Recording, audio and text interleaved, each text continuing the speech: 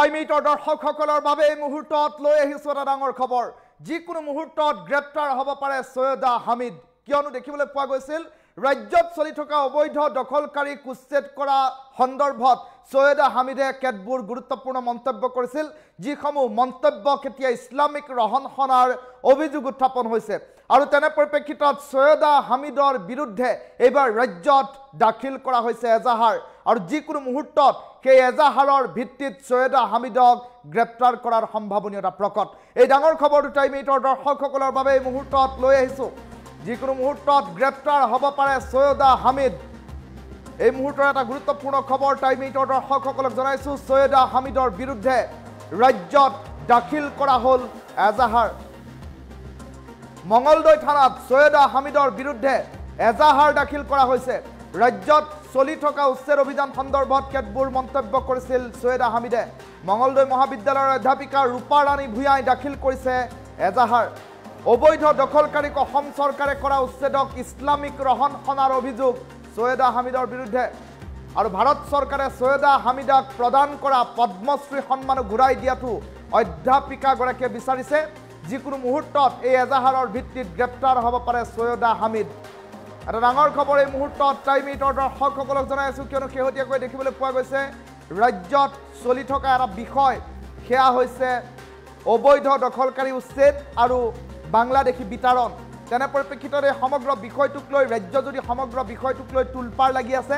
আৰু তেনে পৰিপ্ৰেক্ষিতত দেখিবলৈ পোৱা গৈছিল পদ্মশ্ৰী সন্মানেৰে সন্মানিত এইগৰাকী সৈয়দা হামিদ উপস্থিত হৈছিল গুৱাহাটীত আৰু তাৰ পাছতে তেওঁ ভাষণ প্ৰসংগত উল্লেখ কৰিছিল যে বাংলাদেশীসকল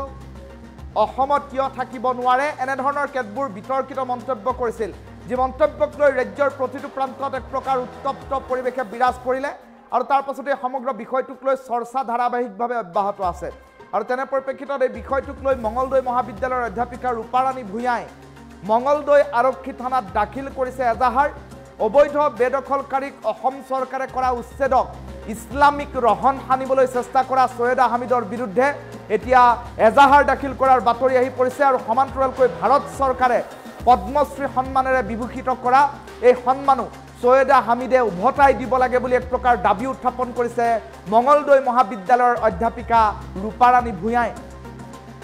এই মুহূৰ্তৰ এটা গুৰুত্বপূৰ্ণ খবৰ জনাই আছোঁ কিয়নো যিকোনো মুহূৰ্তত এতিয়া সৈয়দা হামিদ গ্ৰেপ্তাৰ হোৱাৰ সম্ভাৱনীয়তা সৈয়দা হামিদৰ বিৰুদ্ধে ৰাজ্যত দাখিল কৰা হ'ল এজাহাৰ সৈয়দা হামিদে গুৱাহাটীত উপস্থিত হৈ কেতবোৰ গুৰুত্বপূৰ্ণ মন্তব্য কৰিছিল যি মন্তব্যক লৈ সমগ্ৰ ৰাজ্যজুৰি এক প্ৰকাৰ বিতৰ্কৰ সূচনা হোৱাৰ বাতৰি আহি পৰিছিল যি মন্তব্যক লৈ ৰাজ্যজুৰি আজিও ক্ৰিয়া প্ৰতিক্ৰিয়া অব্যাহত আছে আৰু তেনে পৰিপ্ৰেক্ষিতত সৈয়দা হামিদে কৰা মন্তব্যত এতিয়া বিভিন্ন দল সংগঠনে খুব উজৰাৰ সমান্তৰালকৈ এইবাৰ মঙ্গলদৈ মহাবিদ্যালয়ৰ এগৰাকী অধ্যাপিকা জাঙুৰ খাই উঠিছে অধ্যাপিকাগৰাকীৰ নাম হৈছে ৰূপা ৰাণী ভূঞা ৰূপা ৰাণী ভূঞা নামৰ অধ্যাপিকাগৰাকীয়ে ইতিমধ্যে এজাহাৰ দাখিল কৰিছে মঙ্গলদৈ থানাত আৰু সংবাদ মাধ্যমৰ সন্মুখত ৰূপা ৰাণী ভূঞাই উল্লেখ কৰিছে যে সৈয়দা হামিদে যিসমূহ মন্তব্য কৰিছে সেয়া অসম বিৰোধী সেয়া ভাৰত বিৰোধী আৰু তেনে পৰিপ্ৰেক্ষিতত সৈয়দা হামিদে তেনেধৰণৰ মন্তব্য প্ৰকাশ কৰি এই সমগ্ৰ উচ্ছেদ অভিযানটোক এক প্ৰকাৰ ইছলামিক ৰহন সানিবলৈ চেষ্টা কৰিছে তেনে পৰিপ্ৰেক্ষিতত এই মন্তব্য কৰাৰ বাবে সৈয়দা হামিদৰ বিৰুদ্ধে ৰাজ্যত দাখিল কৰা হৈছে এজাহাৰ আৰু সমান্তৰালকৈ মঙ্গলদৈ থানাত এজাহাৰ দাখিল কৰি সৈয়দা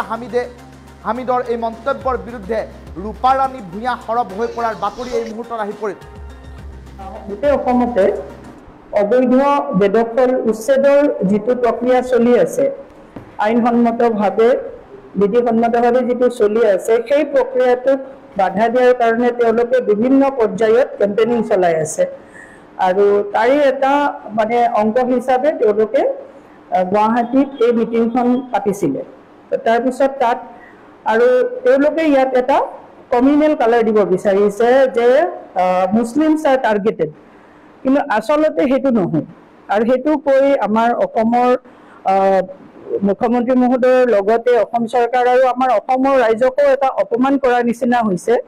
অসম বিৰোধী কথা কিছু কৈছে যে আপোনালোকে জানে আমি সবেই জানো যে এই যিটো উচ্ছেদ অভিযান এইটোতো কিছুমান আমাৰ খিলঞ্জীয়া মানুহৰো উচ্ছেদ হৈছে ইয়াত হিন্দু মুছলিম বুলি কোনো কথা নাই যে অবৈধভাৱে আছে আৰু হয়তো এনেকুৱা হ'ব পাৰে যিখিনি বাংলাদেশী মূলৰ মিয়া সেই মানুহখিনিয়ে হাজাৰ হাজাৰ বিঘা কৰিছে তেওঁলোকৰ হয়তো 99% বেছি তেওঁলোকৰ আছে বাবে এইটো ওলাইছে কিন্তু ইয়াত গভৰ্ণমেণ্টে বা আমাৰ মুখ্যমন্ত্ৰী মহোদয়ে কোনো ক্ষেত্ৰতে ধৰ্মৰ ভিত্তিত এভিকশ্যনটো কৰা নাই এভিকশ্যনটো কৰা হৈছে সম্পূৰ্ণৰূপে মানে আইনসন্মতভাৱে আৰু যিখিনি অবৈধ বেদখলকাৰী তাত কোনো জাতি ধৰ্ম চোৱা হোৱা নাই এই এভিকশ্যনটো বন্ধ কৰাৰ কাৰণে তেওঁলোকে মিছা কথা কৈ আৰু তাত মানে এটা মানে ইছলামিক কালাৰ এটা দিছে মজবি ৰং এটা দিছে যে এইটো মুছলমানক টাৰ্গেট কৰিহে উচ্ছেদ চলোৱা হৈছে যিটো কথা অসমৰ এগৰাকী মহিলা হিচাপে এগৰাকী অসমীয়া হিচাপে এই কথাটো আমাৰ সহ্য হোৱা নাই তাৰ কাৰণে আমি প্ৰতিবাদ কৰিছোঁ আৰু যোৱাকালি মই মঙলদৈ থানাত এখন FIR মই দাখিল কৰিছোঁ আৰু সৈয়দা হামিদৰ বিৰুদ্ধে আৰু আনকি ইমানেই লজ্জাজনক হৈছে যে যিসকলে এই সভাখন পাতিছিল তেওঁলোকেও বহুত হয়তো লাজ পাইছে আৰু অসমৰ মানুহে তেওঁলোকক যে বেয়া পাইছে সেইটো উপলব্ধি কৰি মানে কৈছে যে আমি মাতা নাছিলোঁ নিজে আহিছে এই ধৰণৰ বিভ্ৰান্তিকৰ কথা কৈছে কিন্তু তেওঁলোকেই ইনভাইট কৰি আনিছে তেওঁলোকে মাতি আনিছিল আৰু সৈয়দা হামিদে যিখিনি কথা কৈছে মই আজি এই কথাটো আফচোচেৰে কৈছোঁ যে এটা সময়ত তেওঁক হেনো পদ্মশ্ৰীও দিছে 2007 আৰু তেওঁ জামিয়াৰ লগত জড়িত আৰু মানুহজনী অৰিজিনেলি কাশ্মীৰৰ বুলিও শুনিছোঁ যে এই মানুহগৰাকীয়ে নিজকে সমাজকৰ্মী বুলি কয় কিন্তু তেওঁ অসমত যিখিনি কথা কৈ গ'ল সেই কথাখিনিক আমি কেতিয়াও সমাজকৰ্মী বুলি তেওঁক ধৰিব নোৱাৰোঁ তেওঁ এগৰাকী ইছলামিক বৌদ্ধিক জিহাদী কৰ্মী আমি সেই বুলিহে ক'ম কাৰণ গোটেই ইছ্যুটো তেওঁ ধৰ্মীয় ৰং সানি এই উচ্ছেদটো বন্ধ কৰিব বিচাৰিছে যিটো অতি দুৰ্ভাগ্যজনক আৰু ষড়যন্ত্ৰমূলক আৰু তাত আমি এজাহাৰ দাখিল কৰিছোঁ আৰু আমি এইটো বিচাৰিছোঁ যে সৈয়দা হামিদক গ্ৰেপ্তাৰ কৰিব লাগে আৰু তেওঁক আইনসংগতভাৱে যিখিনি শাস্তি তেওঁ পাব লাগে সেই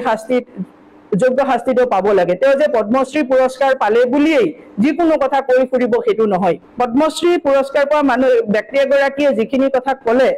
ভাৰত চৰকাৰে তেওঁৰ পদ্মশ্ৰী পুৰস্কাৰ ঘূৰাই লোৱাটো মই বিচাৰোঁ